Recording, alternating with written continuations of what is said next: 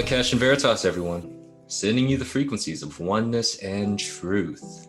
You are now tuning into Of the Sun's Suncast, our weekly podcast, bringing you elevated topics that are focused on expanding ourselves and humanity into becoming the truth, moving into oneness. We are coming live from the frequency of one mind.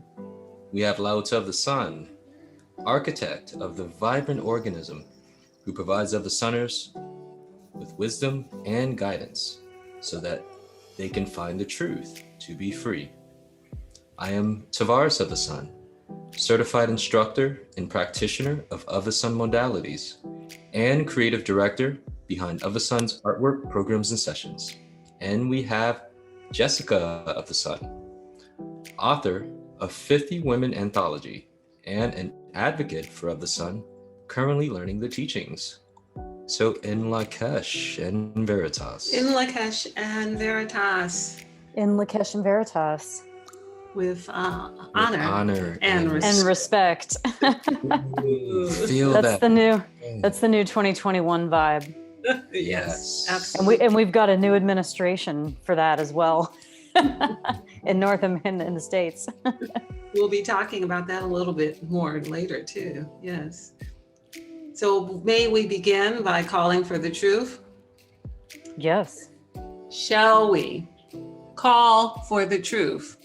Shall we call to see the truth, to see it in our day-to-day experience, to see it on the news, to see the truth come forward? Shall we call to hear the truth? Shall we call that everything we hear from our relatives to our friends to our voice in our own heads be the truth? Shall we call to speak the truth, to be unafraid, to stand forward and be the truth teller, to write our writings, our memoirs of truth, to share the truth through our speaking? Shall we call for the frequency of truth to come forward in our lives so that all may see, all may be free, all may be unbound to be the truth? I'm marinating in that. I'm feeling every piece of that truth. So in Lakesh and Veritas, everyone, for those that are tuning in, make sure you check out our previous podcasts on negative motivators. Subscribe. But today we have some topics internationally as it pertains to the current climate that we're in on the planet. We're all under the same umbrella here, having somewhat similar experiences. So Jessica shared with us that she had some information of what was taking place over in her part of the world. So I think Jessica, let's dive into it. What do you have for us? Sure. So it's not necessarily just my part of the world, but I'm noticing that there's a trend of camps being built around the COVID pandemic. And it's interesting because there was some talk last week about in Germany about them creating some kind of camp or space. I think it was supposed to be used in a portion of a refugee camp where they were going to house people who broke COVID guidelines. And this is in a particular region that is pretty much like inundated with COVID cases. I mean, they're experiencing mass deaths. I saw some pictures recently of like coffins stacked up. They're encouraging people to cremate those who have passed. And though they have not directly said to avoid the disease from getting into the soil, but they were saying that the bodies are a risk actually to health workers and to funeral directors and basically people that handle post-mortem bodies, which could be anywhere from hospital staff to like a funeral home or I don't know who you call the person that does the embalmment. I'm not sure what the mortician. Yes, thank you. Oh yes, that's like the Addams Family mortician. Yes, that's where the name. Yeah, so they were saying that to prevent the handling of these bodies that have had COVID, which is a health risk, they're encouraging the people to be cremated. But the interesting thing that struck me is this camp situation, and I had several people from the States contacting me, freaking out, going, oh my God, is Germany putting people in camps? Blah, blah, blah. And I'm sitting there thinking, I haven't heard anything about this. So I went to do some research, and I realized that what it actually is, to clarify this for everybody, is in a particular region, which I believe it was Saxony, that is experiencing this major uptick in cases and variants of the COVID virus. They are telling people, look, if you want to break the rules over and over again and infect people, we have sanctioned off an area of I believe it was an old refugee camp, and then a juvenile justice hall where they will then house people who break the COVID regulations. So they'll be moved into these wards instead, for, I think it was for a minimum of 14 days. So if you've had a COVID exposure and you have not been respecting the guidelines, they're basically telling people, we're not playing around. You will go into one of these enclosures. And so I also saw, interestingly enough, across the world, China is now building massive quarantine camps for upwards of 4,000 people as the outbreak continues. And so this is like, now we're seeing some of these camps pop up in the Asia part of the world and in Europe as well. So it's interesting to me that we're in a situation where there's mass facilities being built or cleared, or spaces that were already available, that the space is now being cleared for the purpose of holding people for COVID. So there was a movie that came out about 10 years back. I don't know if everyone has seen this movie, but probably now you have. It's called Contagion. And no Literally. irony there, right? Mhm. And in this movie, they kind of show a scenario like this, where they took stadiums, and this was in the US, of course, in the movie, but they had cleared out football stadiums and sports stadiums, and they made it a camp area for people that were infected with this virus. Well, everyone kind of laughed when they watched that movie and said, well, that's, very extreme. But now that's going on, and it's going on globally. I'm not sure what's happening in South America, particularly, or Central America, but in Asia and Europe, this is a reality now.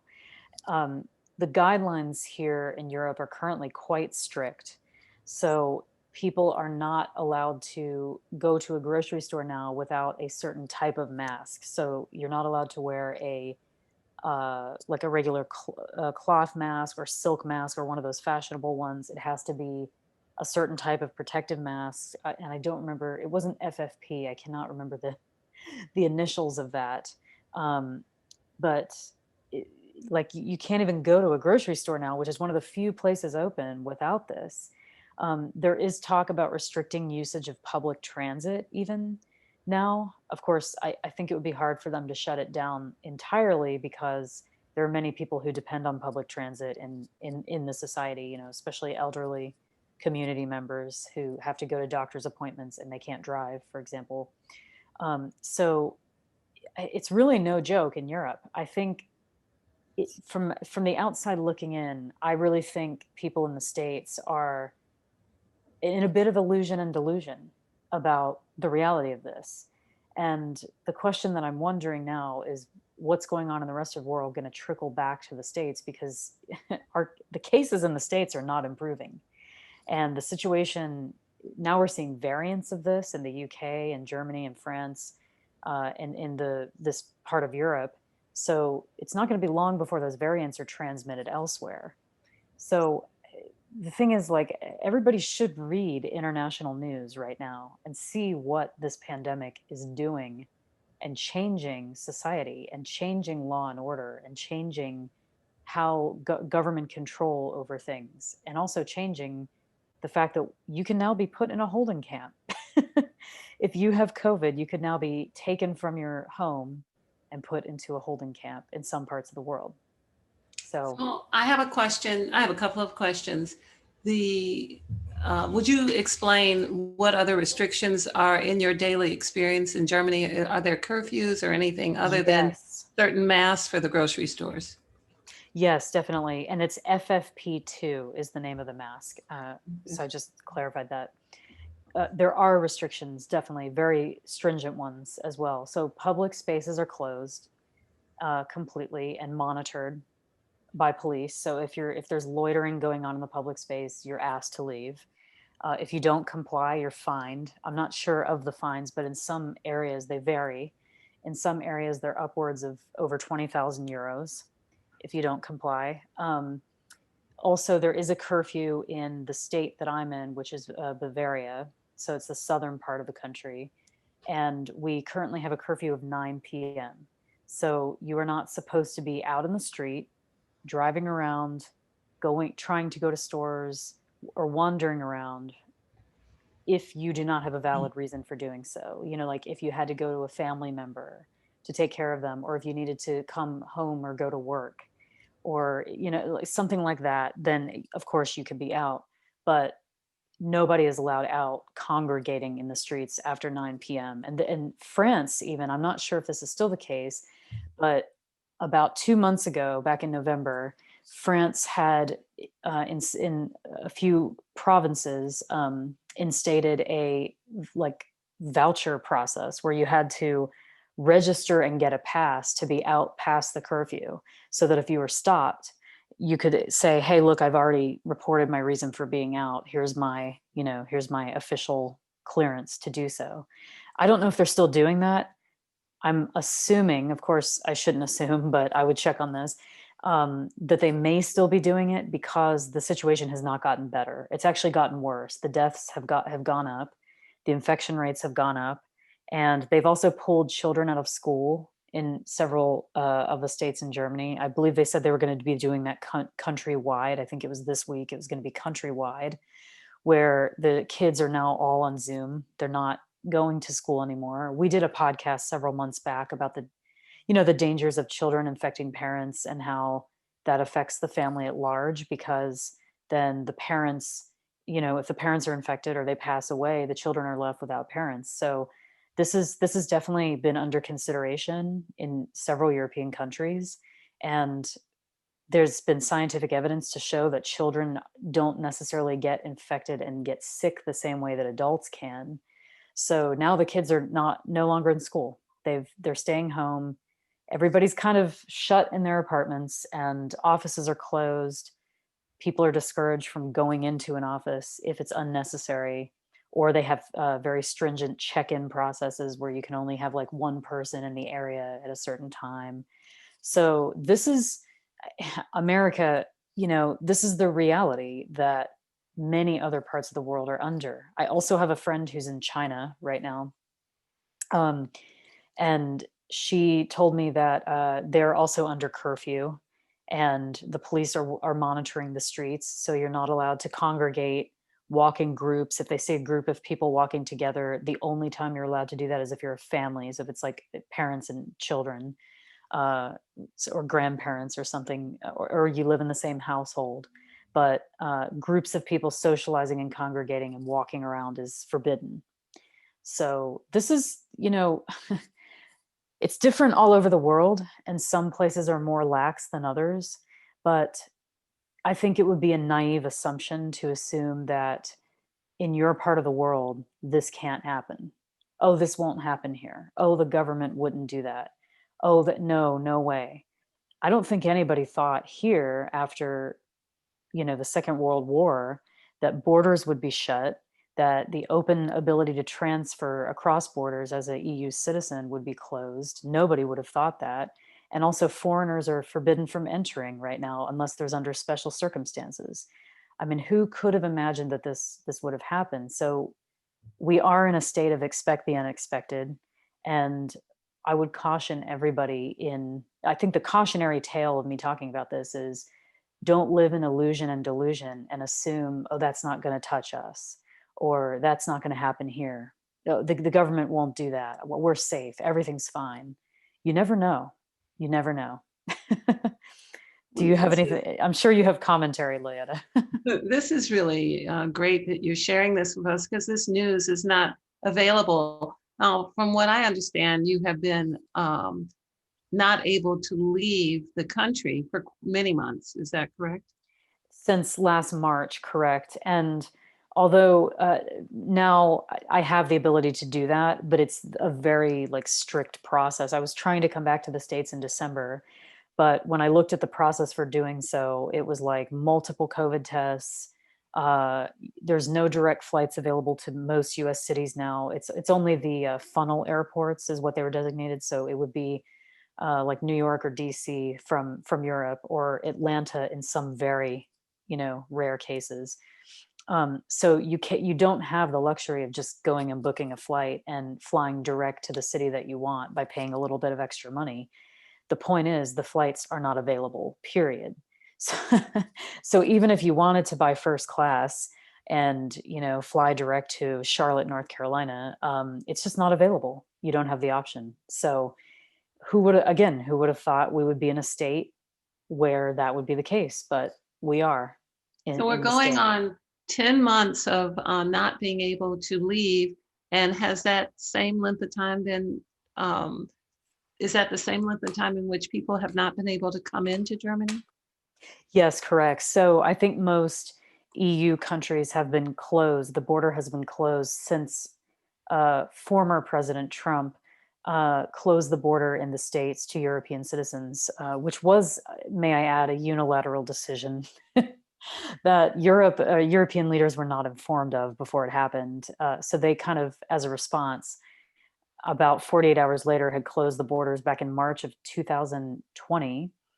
We are now in end of January 2021. So it's 10 months later, and the same border conditions still apply. If not, they're even stricter now that this COVID variant has been found. So we were in a recent situation back in December where, and this was right before I would have traveled to the States, they started banning. France had banned, and I think Germany did as well, or they severely restricted the entry of citizens from the UK, which for those of you who aren't familiar, the UK has now separated from the European Union from Brexit, and that became official very recently. I think within the last 30 days, it had become official that they are no longer EU citizens. So now they were banned from coming into the EU, several countries in the EU, because they had a variant of the virus. And so this was this was another thing where when I was trying to book travel back in December, the state of trying to book travel is incredibly confusing because you have conflicting information in the US. You had the state website has a different information than the CDC. The guidelines are different. So you're not really sure what quarantines you're subjected to coming from a red zone. When you come back into the country, it's quite clear in Germany what the guidelines are. I mean, I think they're very direct, and they've communicated that pretty directly here. So it's a mandatory 14-day quarantine. Everyone is suggested to take a test when you come back into the country.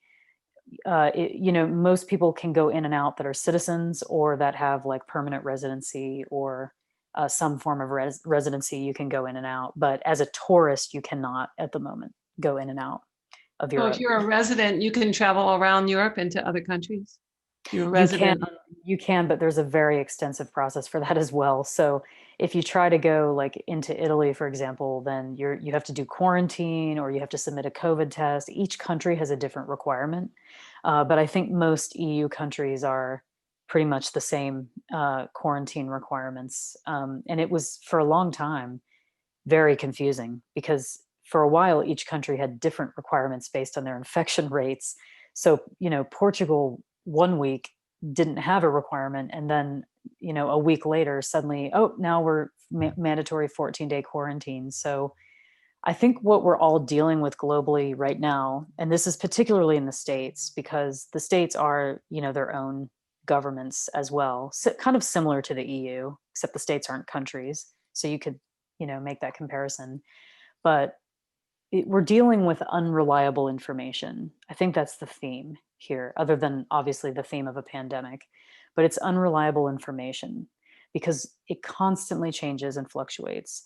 And so you can try to make plans to like book a flight at a certain time or travel to a certain city on a certain date, but the restrictions around that could change overnight or within a few days. And if your trip is a week or 2 weeks out, I mean, you're looking at a situation where you may not even be able to go anymore because all of a sudden there's this, new variant of this virus found, and now wherever you're coming from, they may not take you. So it's a very tricky environment in terms of information right now, I would say, which What, is a higher recommendation to call for truth. yes. Would you share with us what is it like where you live? Are there any malls or stores open? Can you buy clothes? Is it only food stores and pharmacies? No, no, you cannot buy.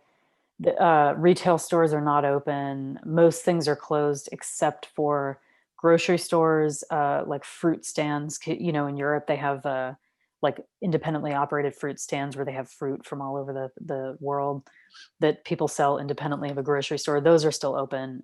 Pharmacies are still open, of course. Doctors' offices, yes, and gas stations are. But in terms of going to a retail store or a mall or anything like that, it's closed. How does it work with ordering things online? You can do that normally. We can do that normally. Normal process, and the mail is coming in and all of that. Yes, No yeah, problem. that has No not been a carriers are problem. working, and No, no, we haven't had any problems with mail carriers or anything. There's been some package delivery delays because I think the volume of people trying to order packages at the moment is just, overwhelming. yes. Most people that would have preferred to buy something while shopping with friends or something can not do that right now. So, um, yeah, it's there's not, you cannot go to a cafe and sit down somewhere. No cafes are open, no restaurants are open. You can order takeout, but that's it. So yeah, pretty much everything is shut down at the moment. Well, Uh, thank you for this report. We're interested in finding out what's going on in Australia, what's going on in the UK, what's going on all over the world, where we're only getting a little bit of information. So I know Tavares has some thoughts on this as well. Uh, so as I listened, but by the way, thank you, Jessica, for sharing your experience, what's happening over there in Germany, as well as your research. As I listened to you share this information of the various forms of restrictions, and you mentioned the movie Contagion, but I'm thinking, man, I've seen this like in a number of movies. This is all too familiar. But so what continued to come to mind is predictive programming. And then there's this desensitization, this desensitizing of the people based on what they're seeing. So I feel like the situation that we find ourselves in has been projected upon the consciousness of the mass consciousness through entertainment and media. And so as these things are happening, we're really seeing, oh, look, there is a pandemic now. And there was a movie called Pandemic not too long ago. And we're seeing the same type of lockdown restrictions. There's this disassociation with the reality of one's experience due to seeing the scenario play out in the movie first. And so I'm seeing like what the brain is seeing is this form of cognitive dissonance. You keep talking about how the American people, or primarily people in the US, are not seeing the truth of what's happening.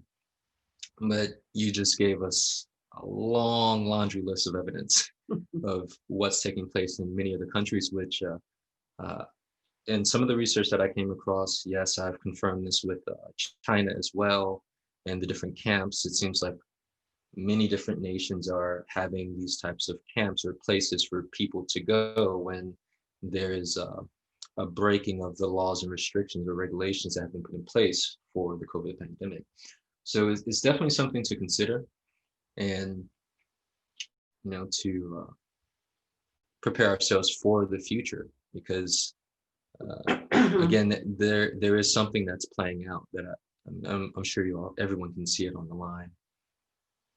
What is clear to me is that the darkness that represents itself as COVID is inside of people and is transferred through fear, and that many people are vulnerable. And that the big question here all over the world is liberty. People want to express that they are free to do what they want to do. And there is a universal law that should be considered in this understanding. The universe gives us laws and principles that help humanity survive. And the first one is self-preservation. So we should, in the situation of a pandemic, or in the situation of drug addicts, or in the situation of people who smoke, or in the situation of people who are confused by opiates, the same principle applies. Everyone is in a free will universe, but you are not free to impress upon others your free will to their detriment. So there is a duty to keep your own immune system straight and for you to stay healthy so that you don't inadvertently jeopardize your child or your grandchild or your family or your neighbor in your pursuit of freedom, because that is not freedom. That's imprisonment and enslavement and death for everyone. So everyone is one thing. And when we haven't lived in a culture that encourages us to not use microwaves and to not smoke and to remove products off the marketplace that make people addictive and other than themselves, what arises from that is this rebellion against health or life itself. So what's being presented is really not what I'm speaking to, this idea of the COVID. I'm more speaking to what's beneath it. Mm-hmm. What is beneath it is, I want to smoke and I don't care if I kill my neighbors I don't care if they die with secondhand smoke. I want to smoke and I don't care if my grandchildren, I want to use the microwave and I don't care if it deforms an unborn baby. I want to do I phone all day, just about I. But that is not the world we live in. We don't live independent of everyone else. There is a duty to the rest of civilization and to our other selves that are part of the oneness that we all experience. So this is a lesson in oneness. So now camps are being made for people who are not clear on oneness, but they're clear that they want liberty, but they're not understanding that their freedom is the freedom for everyone to live. So it seems very clear to me that this is the lesson that civilization is going through at this time, and that the different nations are trying different ways, but no one is starting to teach the children their responsibility and duty to themselves first, and then to their other selves, which then requires them to stay alive, promote life, keep civilization going, and not expose themselves recklessly to things they don't yet understand and have not been proven. So that's how I'm seeing this. Wow, that was major. Thank you, LaOta. It really had me at the idea of freedom, that there's, like, I could see it visually, like, literally all the people of the world, the issue is freedom, and then at the same time we have, which I'm 100% in agreement, what we're seeing with COVID is a physical manifestation of what's inside of humanity, the mass consciousness, because the whole world's experiencing it. Yes, it's the darkness that's within us. And part of this arises from humanity having been enslaved for millennia at different levels, women, children, men, through wars, for all the different reasons and all the different levels of history that we're aware of and all the levels we're not. We are so engaged with the enslavement, we enslave ourselves. We make ourselves brands and then make ourselves a slave to the brand and sell ourselves on Facebook for likes, on our bathroom sinks, and we think that that's freedom. or you're talking about influencers. Yes. This is my freedom, but it's truly, since there's no one here to put shackles on you and make you work in the field, you enslave yourself. And now you're in the bathroom on the sink trying to make people like you while you're living your best life from the bathroom sink. I'll tell you, that's been my best travel. I mean, forget Malaysia. I mean, gosh, bathroom sink. It's the truth that this level of enslavement, we want to be enslaved to another, the songs, the music, everything. I want to own you, you belong to me. I want to belong to you. This everything is about this level of enslavement. That was so great. You at LaOta, you sound like forever 80s. And so what we see is that what we have been exposed to for millennia, generation after generation, lifetime after lifetime, our grandmothers, their great grandmothers, their fathers, we are acting out the levels of enslavement with no reason. No one is doing it, so we're doing it to ourselves. So you're a person in Germany and I'm going to rail against my liberties. So now I'm in a camp where I can't go anywhere with a bunch of other people who are also wanting liberty, and we all end up liberated in our imprisoned camp. So it's there. That draws some historical illusions. Yes, it does, because all of this is a looped pattern that humans are in. And that's what I'd like to bring forward, is this is a looped pattern, that this is not a new idea. The difference is they're not yet soldiers at the door. Not yet. We're doing it ourselves right now, but you can expect history to loop itself back around. And so that's why I was so interested in hearing what you're experiencing, what Australia's experiencing, what China's experiencing. And I talked to Florida yesterday, and it's a party. Everything's open. All the restaurants are open. Everybody's going out. All the people from all over the country who were in lockdown cities have now filtered into Florida, and it's a party there. And I was just talking to someone there yesterday, said everything's great. We're just wearing masks. And they're not wearing special masks. They're just wearing masks. So I am not saying that people should be afraid. I'm saying that freedom is more than just you get to expose your darkness to another. Freedom is saving all of life to be free. And so this is an understanding that has never been taught and must be brought forward. So we are coming forward to say, your duty is to make yourself and everyone else free by not being afraid and by not exposing yourself to things that will kill the innocent, like cigarette smoking or microwaves or drugs. This is no different than that experience. Then the idea of coffins being stacked up, we've talked about this before. We've had cholera, yellow fever, Black Death, all kinds of things in our world. Always the bodies were burned. Always the bodies were burned. And when they aren't, they're put in the ground. And just because we don't see them doesn't mean they disappear. It doesn't mean the disease is gone.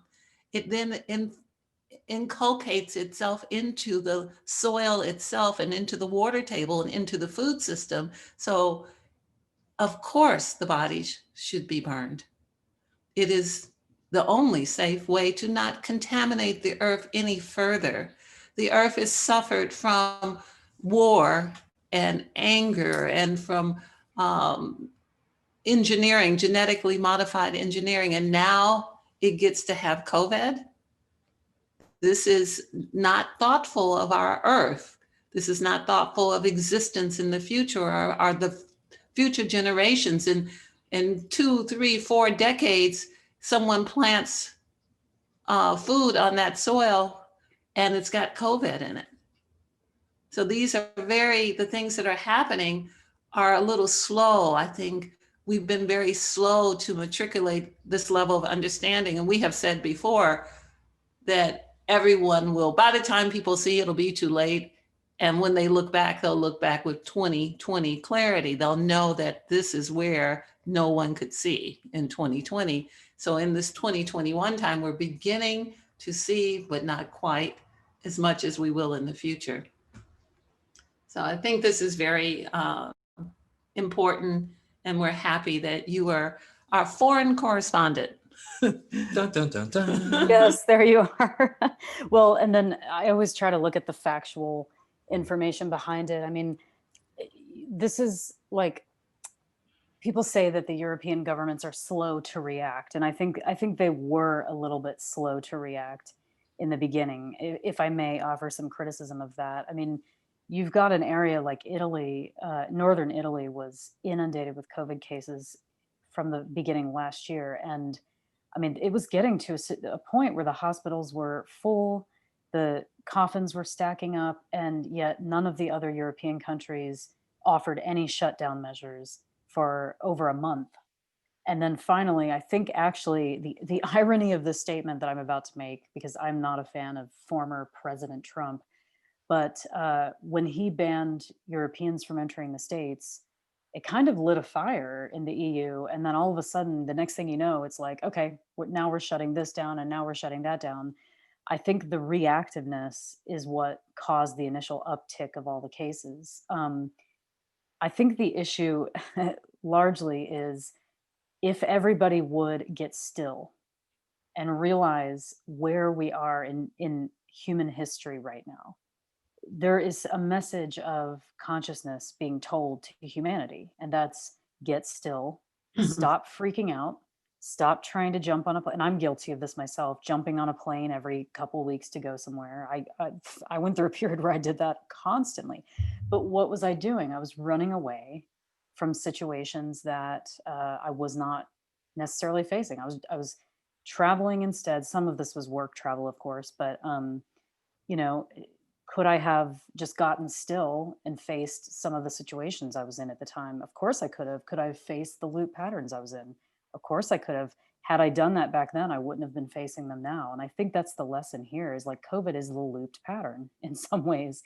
It keeps coming back in new variants and new ways. And no, people will not get still. If they would just do that, there would not be a need for this government intervention. There would not be a need for this panic. And I think the message still hasn't been gotten in many places. I mean, there's people who just don't even believe this is real right now. That's true. And you actually provide an excellent segue to the next portion of our broadcast today. And this is about the idea of balance, that we have been for many millennia in a situation of being out of balance. Humanity is out of balance.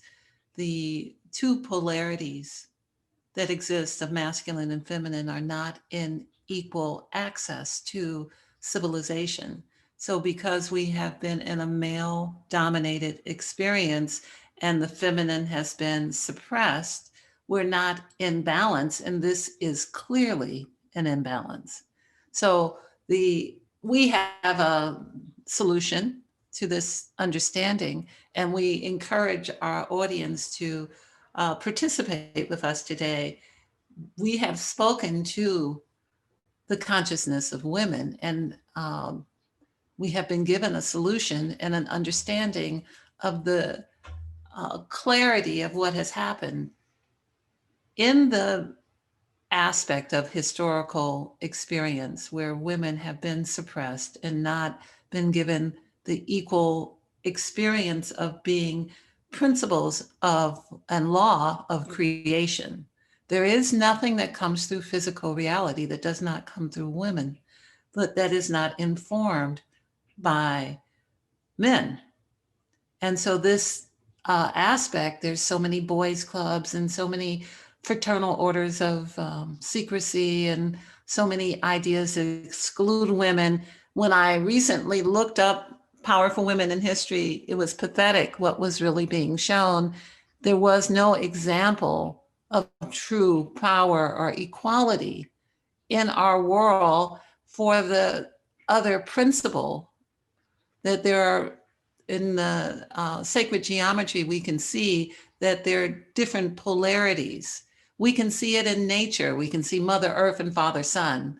We can see that both principles are represented to give balance. That does not exist in our world. So we are calling for the consciousness of women and the power of that consciousness to come forward, the female principle, the power of the feminine principle to come forward to bring forth that alignment. And in speaking with the consciousness of women, we have been given the way, and the way is unwavering respect and honor for all. All is consciousness, not just humans. If we bring back the unwavering respect and honor for all things, all consciousness, then this can correct itself. This is the way, the solution, the individual experience that each human can have with everything around them, to treat everything correctly with honor and respect, and then all things will begin to correct themselves. So we asked our audience today if you will call to bring forth the power of the feminine principle to bring balance into our world, in a world where we are not represented as equal polarities. So we hope that you will do so, and I'll lead the call. Shall we call forth the power of the feminine principle into our world? Shall everyone who hears this have an opportunity to participate and feel what that feels like, to know that the way of life that we live, where everything is disrespected and dishonored, can be reversed by unwavering respect and honor. And so that is part of our message today, and it fits so perfectly with what we're seeing in other countries, the levels of imprisonment and enslavement that people are doing to themselves and their countries are doing to them. And they really are in a cycle where they will not be able to get out, because the respect and honor are not there, and you won't be able to break the sphere of this level of ignorance without it. So that is our message, and we hope you will join with us in this quest to bring back the power of the feminine into our world. We thank you with honor and respect. With honor and respect. In Lakesh and Veritas. In Lakesh and Veritas.